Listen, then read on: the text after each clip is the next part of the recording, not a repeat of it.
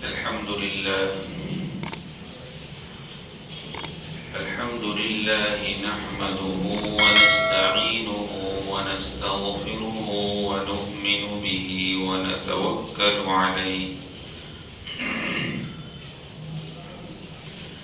ونعوذ بالله من شرور أنفسنا ومن سيئات أعمالنا من يهده الله فلا مضل له ومن يضلله فلا هادي له ونشهد أن لا إله إلا الله وحده لا شريك له ونشهد أن سيدنا ومولانا محمدا عبده ورسوله أما بعد فأعوذ بالله من الشيطان الرجيم بسم الله الرحمن الرحيم إن تجتنبوا كبائر ما تنهون عنه نكفر عنكم سيئاتكم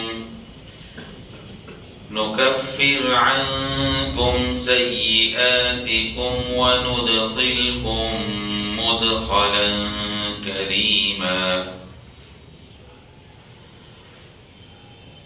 یہ سورہ نساء کی 31 نمبر کی آیت کریمہ. اللہ رب العزت ارشاد فرماتے ہیں اگر تم ان بڑے بڑے گناہوں سے پرہیز کرو جن سے تمہیں روکا گیا ہے تو تمہاری چھوٹی برائیوں کا ہم خود کفارہ کر دیں گے اور تم کو ایک باعزت جگہ داخل کر دیں گے.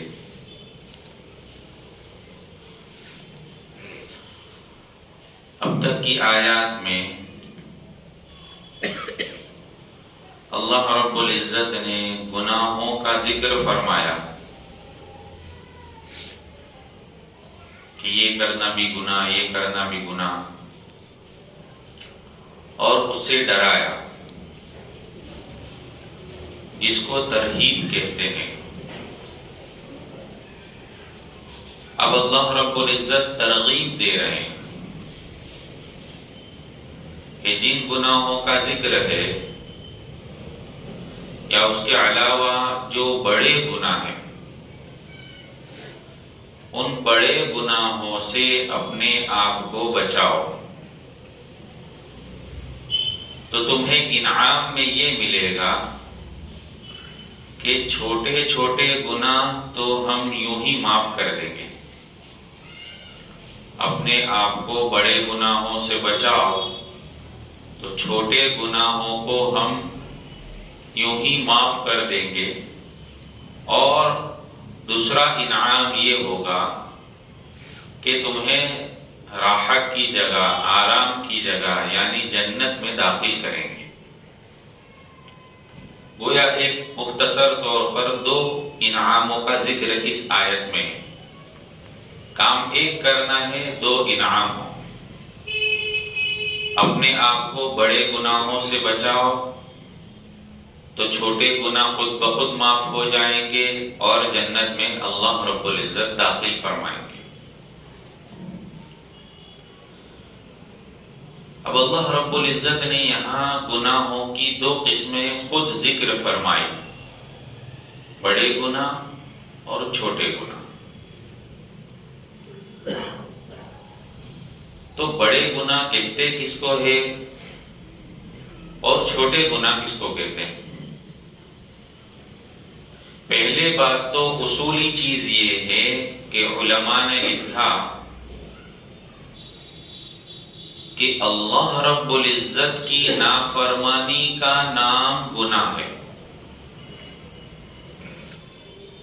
تو اس کو دیکھتے ہوئے کہ نافرمانی کس کی ہو رہی ہے، اس خالق اور مالک کی، اس اللہ کی جو سب سے بڑے، تو اللہ کی نافرمانی چاہے چھوٹی ہو یا بڑی ہو، کم ہو یا زیادہ ہو، ہر نافرمانی کو گناہ کہیں گے. اور اللہ کی طرف نگاہ کرتے ہوئے اتنے بڑے شفیق اور رحیم رب کی نافرمانی کرنا گویا وہ گناہ کبیرہ ہی ہے، بڑا گناہ ہے، کیونکہ اللہ کی نافرمانی ہو رہی ہے. اس کی مثال حصی طور پر اس طرح دی ہے کہ چاہے چھوٹا بچھو ڈنک مارے یا بڑا بچھو ڈنک مارے، زہر دونوں سے چڑھتا ہے. یا آگ کی چھوٹی چنگاری ہو یا بڑا کوئلہ ہو یا بڑی آگ ہو، دونوں سے جلنے کا کام کیا جاتا ہے کہ وہ بھی جلانے کا کام کرے گا، یہ بھی جلانے کا کام کرے گا. تو چھوٹی نافرمانی ہو یا بڑی نافرمانی ہو رہی ہے اس خالق اور مالک کی، اس رب کی، اس اللہ کی جو سب سے بڑے. تو اس اعتبار سے دیکھا جائے تو ہر گناہ کبیرہ ہے. لیکن پھر بھی اللہ رب العزت نے اس آیت میں بھی اور حدیث پاک میں اللہ کے رسول صلی اللہ علیہ وسلم نے اس کی فہرست اور گویا اس کی لسٹ بیان فرمائی کہ گناہ کبیرہ کیا ہے. مختلف احادیث میں اللہ کے رسول صلی اللہ علیہ وسلم نے گناہ کبیرہ سے ڈرایا اور بتلایا کہ یہ گناہ کبیرہ ہے، یہ گناہ کبیرہ ہے، یہ گناہ کبیرہ ہے. تو علماء نے لکھا ہے کہ گناہ کبیرہ کس کو کہتے ہیں. تو پہلی چیز لکھی ہے کہ ہر وہ گناہ جس پر اللہ رب العزت نے دنیا میں حد قائم کی ہو، حدود اس کے بدلائے ہو، اس کو گناہ کبیرہ کہیں گے. جیسے مثال کے طور پر حد قائم یعنی سزا مقرر ہو دنیا میں، قرآن نے اس کے متعلق سزا بتلائی ہو، حدیث میں اس کے متعلق سزا مقرر کی گئی ہو، اس کام کو گناہ کبیرہ کہیں گے، اس گناہ کو گناہ کبیرہ کہیں گے. جیسے چوری کرنا، کہ کوئی اگر آدمی چوری کرتا ہے تو شریعت نے اس کے لیے حد قائم کی کہ اگر چوری کرو گے تو ہاتھ کاٹے جائیں گے. تو اب یہ حد قرآن نے مقرر کی کہ یہ کام کرو گے تو یہ سزا ملے گی دنیا میں. آخرت کی سزا الگ چیز ہے. دنیا میں اس کے لیے حد قائم کی گئی ہو، اس کے لیے سزا مقرر کی گئی ہو، ایسے گناہ کو گناہ کبیرہ کہیں گے.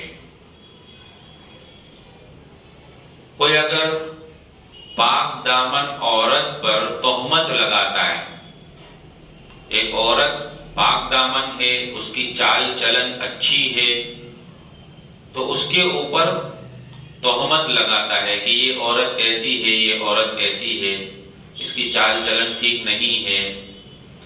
تو کسی پاک دامن عورت پر تہمت لگانا یہ گناہ کبیرہ ہے، بڑا گناہ ہے. اس کے لیے حدود بتلائے، حد بتلائے کہ اگر کوئی پاک دامن عورت پر تہمت لگاتا ہے تو اس کے لیے 80 کوڑے ہیں، اس کو 80 فٹکے مارے جائیں گے. زنا کے لیے بیان فرمایا کہ اگر کوئی زنا کرتا ہے، شادی شدہ نہیں ہے، تو اس کے اوپر 100 کوڑے مارنے کی سزا مقرر کی گئی. شادی شدہ ہے تو اس کے لیے رجم اور سنگسار کی سزا مقرر کی گئی.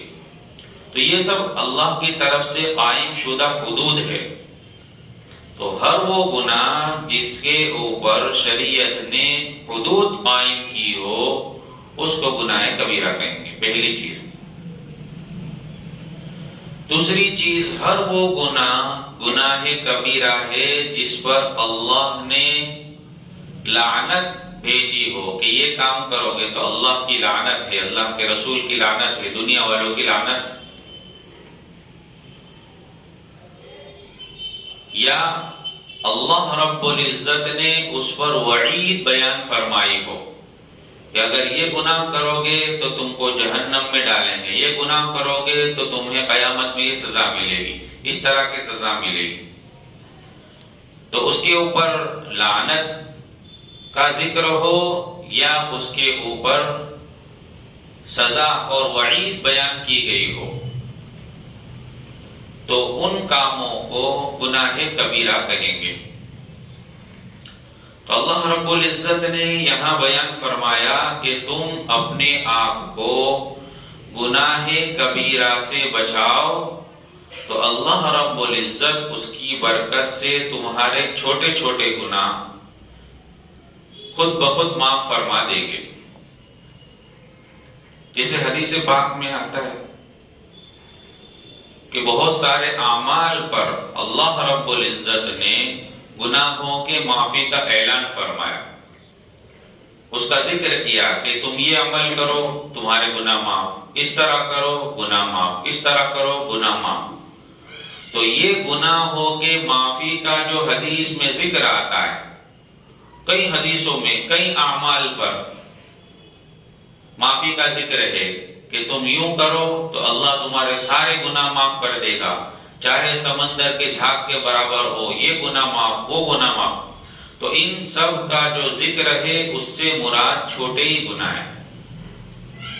کسی بھی عمل پر جو معافی کا وعدہ حدیث میں آیا ہے اس سے مراد چھوٹے گناہ ہیں، بڑے گناہ توبہ کے بغیر معاف نہیں ہوتے۔ جیسے حدیث میں ذکر ہے کہ کوئی آدمی وضو کرتا ہے تو جب وضو کرتا ہے تو اس کی برکت سے اللہ رب العزت گناہوں کو معاف کرتے ہیں۔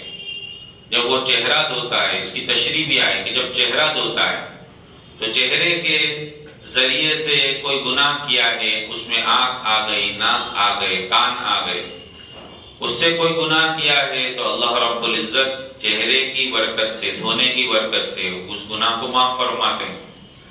جب بندہ ہاتھ دھوتا ہے تو ہاتھ سے جو گناہ کیے ہیں وہ معاف ہو جاتے ہیں، جب بندہ پیر دھوتا ہے تو پیر سے جو گناہ کیے وہ معاف ہو جاتے ہیں۔ تو وضو کے اوپر معافی کا وعدہ ہے، یہاں تک کہ اللہ رب العزت نے امام ابو حنیفہ رحمت اللہ علیہ کو یہ چیز عطا فرمائی تھی کہ آپ جو ہے کسی بندے کو وضو کرتا ہوا دیکھتے تو اس کے اعضاء سے جو پانی نکلتا اور گرتا تو اس کے ذریعے سے اللہ نے کون سا گناہ معاف کر دیا وہ امام ابو حنیفہ رحمت اللہ علیہ کو معلوم ہو جاتا۔ اللہ سے دعا کی کہ اللہ یہ چیز میرے سے ختم ہو جائے، یہ چیز میرے پاس نہ رہے، تاکہ میں لوگوں کے عیوب کو نہ دیکھ سکوں، تاکہ لوگوں کے عیوب اور برائیاں میرے سامنے آتی ہیں کہ اس نے یہ گناہ کر کے آیا اور وضو کیا اور وضو کی برکت سے اللہ نے اس کا یہ گناہ معاف کر دیا، تو مجھے معلوم ہو جاتا ہے کہ یہ گناہ کر کے آیا یار۔ تو وضو کے ذریعے سے اللہ رب العزت گناہوں کو معاف فرما دیتے ہیں۔ تو یہ جو گناہوں کا معاف ہونا اور اس کا جو تذکرہ ہے حدیث میں، اس سے چھوٹے گناہ صغیرہ گناہ مراد ہے۔ اللہ فرماتے ہیں کہ صغیرہ اور چھوٹے گناہوں کو تو ہم یوں ہی معاف کر دیں گے، شرط یہ ہے کہ بندہ اپنے آپ کو بڑے گناہوں سے بچاوے۔ مختلف احادیث میں بڑے گناہوں کی فہرست بیان کی گئی، ان سب کا خلاصہ اور مختصر یہ ہے کہ اللہ کے رسول صلی اللہ علیہ وسلم کو یا تو سوال کیا گیا یا آپ نے نصیحت کے طور پر فرمایا، بڑے گناہوں میں پہلا گناہ ہے شرک، اللہ کے ساتھ کسی کو شریک ٹھہرانا، اللہ کا پارٹنر بنانا، یہ سب سے بڑا گناہ ہے۔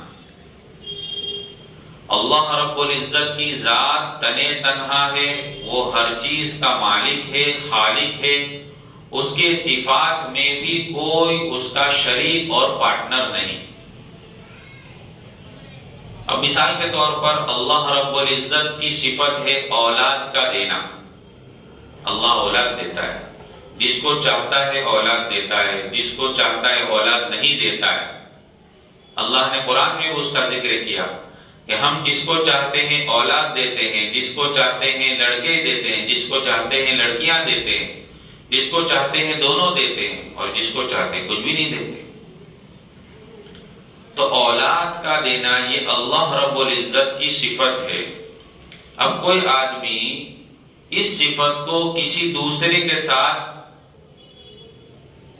شریک ٹھہراوے اور مانے کہ فلاں پیر یا فلاں بابا یا فلاں حضرت یا فلاں جو ہے وہ اولاد دینے کی طاقت رکھتا ہے اور اس کے پاس جا کر اپنی اولاد کو مانگے، تو یہ اللہ کے ساتھ گویا کسی دوسرے کو شریک اور پارٹنر ٹھہرایا کہ اللہ تو اولاد دیتا ہے لیکن یہ فلاں بھی اولاد دیتے ہیں، اللہ تو روزی دیتا ہے لیکن فلاں بھی روزی دیتے ہیں، اللہ تو اس بات پر قادر ہے لیکن فلاں بھی اس بات پر قادر ہے۔ اس طرح کا اللہ کے ساتھ کسی کو شریک ٹھہرانا، پارٹنر بنانا، اس کو کہیں گے شرک، اور اللہ رب العزت شرک کو بالکل معاف نہیں فرمائیں گے۔ اللہ رب العزت نے صاف صاف اعلان فرما دیا، ان اللہ لا یغفر ان یشرک بہ ویغفر ما دون ذلک لمن یشاء، کہ اللہ رب العزت شرک کے علاوہ جس گناہ کو چاہیں گے معاف کر دیں گے، شرک کو معاف نہیں کریں گے۔ تو پہلا گناہ کبیرہ کی لسٹ میں شرک ہے۔ پھر اللہ کے رسول صلی اللہ علیہ وسلم نے ماں باپ کی نافرمانی کا بھی ذکر فرمایا کہ ماں باپ کی نافرمانی کرنا یہ بھی بڑا گناہ ہے۔ پھر فرمایا کہ اپنے بچے کو مارنا یہ بھی بڑا گناہ ہے کہ آدمی اپنے بچے کو مار ڈالے۔ اب اپنے بچے کو مارنے کا مطلب ایک تو یہ ہے جو اس زمانے میں تھا کہ بچہ جب پیدا ہوتا تھا اگر لڑکی ہو گئی تو اس کو زندہ درگور کر دیا جاتا تھا، اس کو زندہ دفن کر دیا جاتا۔ اس کی ایک شکل اس زمانے میں یہ ہے کہ اگر حمل ٹھہر گیا تو اس طرح کی دوا یا اس طرح کا کوئی علاج کر کے اس کو صاف کروانا، حمل کو گرانا، یہ بھی بچے کو مارنے میں شامل ہے۔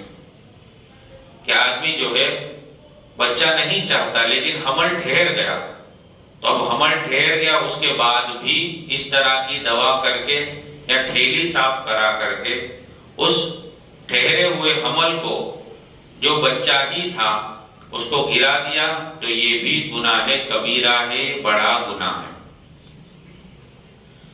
اس طرح اور ذکر حدیث میں ملتا ہے کہ اللہ رب العزت جو ہے گناہ کبیرہ اس کو فرما رہے ہیں اللہ کے رسول صلی اللہ علیہ وسلم کہ پڑوسی عورت کے ساتھ زنا کرنا۔ اب ایک تو زنا کرنا یہ تو گناہ کبیرہ ہے ہی، لیکن پڑوسی کی عورت کے ساتھ زنا کرنا یہ اور زیادہ سخت اس لیے ہے کہ پڑوسی کے حقوق جو حدیث میں بیان کیے گئے وہ یہ ہے کہ ان کے ساتھ اچھا برتاؤ کیا جائے، ان کی حفاظت کی جائے، کسی معاملے میں اگر وہ کوئی تکلیف میں ہے تو ان کی مدد کی جائے، تو ان کی حفاظت اور ان کی مدد کرنے کے بجائے جو ہے اس کے ساتھ غلط کام کر رہا ہے تو یہ اور زیادہ سخت ہو گیا، تو اس کو بھی گناہ کبیرہ کی لسٹ میں شمار کیا گیا۔ اسی طرح سود کھانا، بیاج کھانا، بیاج کا لین دین اور اس کے معاملے میں پڑنا یہ بھی گناہ کبیرہ ہے۔ شراب کا پینا یہ بھی گناہ کبیرہ ہے۔ اور اسی طرح بیت اللہ کی حرمت، اللہ کے گھر کی حرمت، اس کی حرمت کا پاس نہ رکھنا، اس کی بے حرمتی کرنا یہ بھی گناہ کبیرہ ہے۔ تو بہت سارے گناہ کبیرہ اللہ کے رسول صلی اللہ علیہ وسلم نے بیان فرمائے۔ ان کے علاوہ بھی بہت سارے گناہ ہیں۔ ایک گناہ تو جس کو ذکر کیا علماء نے کہ اگر کوئی چھوٹا گناہ ہے اور اس کو جرأت کے ساتھ بار بار کیا جاوے، بے پرواہی کے ساتھ بار بار کیا جاوے، تو وہ چھوٹا گناہ بھی بے پرواہی اور ہمت کی بنا پر گناہ کبیرہ اور بڑا گناہ بن جاتا ہے کہ اس کو بالکل پرواہ نہیں ہے، بے فکر ہو کے بنداس گویا وہ چھوٹا گناہ کرتا ہے۔ تو چھوٹے گناہ پر بالکل بے دھڑک اور بنداس ہو کر کرنا اور بے فکر ہو کر کرنا، یہ بھی چھوٹا ہونے کے باوجود جو ہے بڑا گناہ اور گناہ کبیرہ بن جاتا ہے۔ تو اللہ رب العزت نے اس آیت میں اسی کا ذکر فرمایا کہ اگر تم بڑے بڑے گناہوں سے پرہیز کرو، ان سے بچو، تو اللہ رب العزت چھوٹے گناہوں کو یوں ہی معاف فرما دیتے ہیں۔ جب آدمی ایک گناہ کرتا ہے تو اس کے دل پر حدیث میں آتا ہے کہ کالا نقطہ لگ جاتا ہے، اس کے دل پر ایک ٹپکا کالا لگ جاتا ہے۔ اگر وہ توبہ کر لیتا ہے تو وہ دھل جاتا ہے، ختم ہو جاتا ہے، لیکن اگر وہ توبہ نہیں کرتا تو وہ سیاہ نقطہ لگا رہتا ہے۔ جب دوسرا گناہ ہوتا ہے دوسرا نقطہ لگ جاتا ہے، آہستہ آہستہ اس کا دل بالکل کالا اور سیاہ ہو جاتا ہے۔ قرآن میں بھی اس کا ذکر ہے کہ اس کا جو ہے دل زنگ آلود ہو گیا، اس کے دل کے اوپر گویا کاٹ لگ گیا۔ تو جب آدمی گناہ کرتا رہتا ہے تو دل کے اوپر اس کا اثر ہوتا ہے۔ تو اللہ رب العزت نے گناہوں کا ذکر فرمایا، پھر اس کی ترغیب کے بعد اب ترغیب دی کہ اپنے آپ کو بڑے گناہوں سے بچانے کا پورا اہتمام کرے۔ اور بڑے گناہوں میں ایک یہ بھی ہے کہ اللہ رب العزت نے جو فرائض اور واجبات بیان کیے ہیں، جو بندے کے اوپر فرض عائد کیے ہیں، واجبات عائد کیے ہیں، ان کو چھوڑ دینا یہ بھی بڑا گناہ ہے۔ جیسے کہ نماز اللہ نے فرض کی ہے، تو نماز جو فرض ہے اس کو چھوڑنا، کہ اللہ رب العزت کی طرف سے فرض کی گئی چیز کو چھوڑنا، یہ بھی گناہ کبیرہ ہے۔ تو اللہ رب العزت جو ہے ہم تمام کو بڑے گناہوں سے بچنے کی اور اس کی برکت سے اللہ رب العزت ہمارے چھوٹے گناہوں کو بھی معاف فرماوے، اور جو وعدہ فرمایا ہے اس آیت میں اس کا مستحق ہم کو بنا دے۔ بسم اللہ الرحمن الرحیم، سبحانک اللہم وبحمدک وتبارک اسمک وتعالی جدک ولا الہ غیرک، اللہم صل علی سیدنا مولانا محمد وعلی آل سیدنا مولانا محمد وبارک وسلم، یا ارحم الراحمین یا اکرم الاکرمین۔ یا اللہ ہم تمام کے گناہوں کو معاف فرما، یا اللہ تمام کی خطاؤں سے درگزر فرما، یا اللہ ہر قسم کے گناہوں سے بچنے کی توفیق عطا فرما، یا اللہ چھوٹے گناہوں سے بچنے کی بھی توفیق عطا فرما، بڑے گناہوں سے بچنے کی بھی توفیق عطا فرما۔ یا اللہ توفیق تیری ہی طرف سے ملتی ہے، یا اللہ ہم تو بڑے کمزور ہیں، یا اللہ ہم گناہ کرنے کا ارادہ نہیں کرتے ہیں لیکن گناہ ہو جاتا ہے، یا اللہ ہم کمزوروں کو معاف فرما دے، یا اللہ تو اپنی طرف سے ہمت عطا فرما، یا اللہ ہمیں حوصلہ عطا فرما، گناہوں سے بچنے کی توفیق عطا فرما۔ یا اللہ اپنے فضل سے یا اللہ پوری امت کو گناہوں سے بچا لے، یا اللہ پوری امت کو گناہوں سے بچا لے، یا اللہ پوری امت کو گناہوں سے بچا لے، یا اللہ پوری امت کی مغفرت فرما، یا اللہ اپنے فضل سے مغفرت فرما۔ یا اللہ آئندہ کل جو تہوار ان کا آ رہا ہے، یا اللہ اس میں امت غفلت میں مبتلا ہے، یا اللہ اس کے اندر شریک ہو رہی ہے، یا اللہ تو اپنے فضل سے پوری امت کی حفاظت فرما، یا اللہ پوری امت کی حفاظت فرما۔ یا اللہ اپنے مال کو، اپنی جان کو ضائع کرنے سے، گناہوں میں لگانے سے حفاظت فرما۔ یا اللہ امت کا بڑا مال یا اللہ اس میں لگ رہا ہے، یا اللہ گناہوں میں لگ رہا ہے، یا اللہ تو اپنے فضل سے ہماری حفاظت فرما۔ یا اللہ ہمارے بیماروں کو شفا عطا فرما، مقروضوں کی قرضوں کی ادائیگی کی شکل صورتیں پیدا فرما، حاجت مندوں کی حاجتیں پوری فرما۔ اللہ جو جس لائن سے پریشان ہے ہر ایک کی پریشانی کو اپنے فضل سے، اپنے کرم سے دور فرما۔ تمام حاضرین مجلس کی جائز اور نیک مرادیں پوری فرما۔ صلی اللہ تعالی علی خیر خلقہ محمد و آلہ و اصحابہ اجمعین برحمتہ۔